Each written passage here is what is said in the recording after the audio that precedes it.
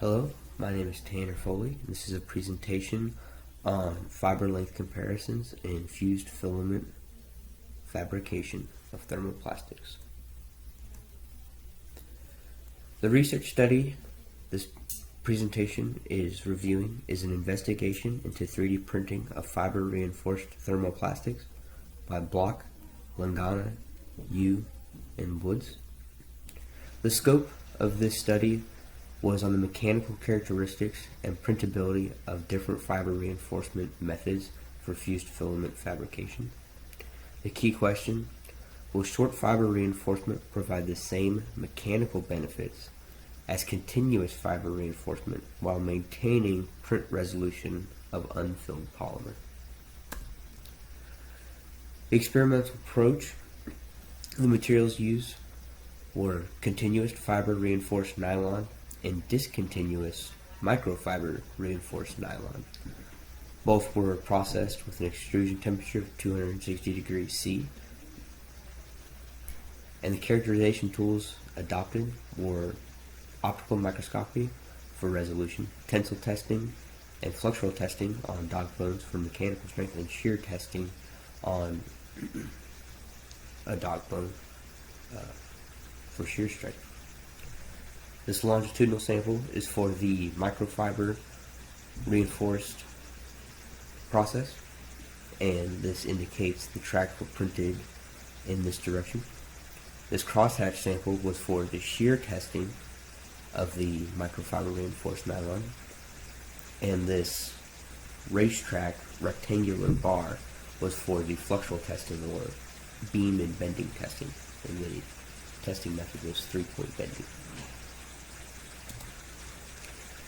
First key research question examined: will the short fiber reinforcement provide the same mechanical benefits as continuous fiber reinforcement? As displayed in Table 2 in the report, it can be seen that the tensile modulus and tensile strength for the short fiber reinforcement method was a magnitude less than the continuous fiber printing method. The flexural modulus for the short fiber printing method was about 3 times less than the continuous fiber printing method. The shear modulus for both samples were comparable. So this indicates that the continuous fiber method produces a much stronger part in tensile and flexural loading, but they are comparable methods for shear loading. Second key research question examined was the print resolution of the two reinforcement methods. On the left is cross-sections of the printed tracks from short filament reinforced nylon. The scale is 500 micrometers, and it can be seen that there are few voids, and it is hard to distinguish the printed tracks. As you can see in the second photo, again the scale of 500 micrometers, it is relatively difficult to identify the printed tracks. On the right is the continuous fiber reinforced nylon. With a scale of 5 millimeters, each individual track is clearly identifiable at any of the bends. And a major issue occurs for tight bend radiuses with the continuous fiber method, as seen on this triangle. There are very large gaps compared to the continuous method, and the scales of these photos is a magnitude greater for the continuous fiber reinforcement method at 5 millimeters. The conclusion from this paper was that as the alignment of fibers increases, the processability decreases. That's seen in this figure here.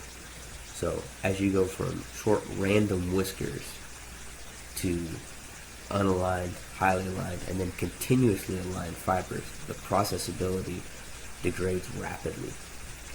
And then for performance, from short random whiskers, unaligned, highly aligned, and the continuous aligned fibers, the relative performance increases and then plateaus into the aligned, highly and continuously aligned fibers. So the goal for printing is to land in this zone of highly aligned short fibers to get the best of processability and relative mechanical performance. My personal critique of this research was the author's conclusion that highly aligned short fibers are the best solution for 3D printing.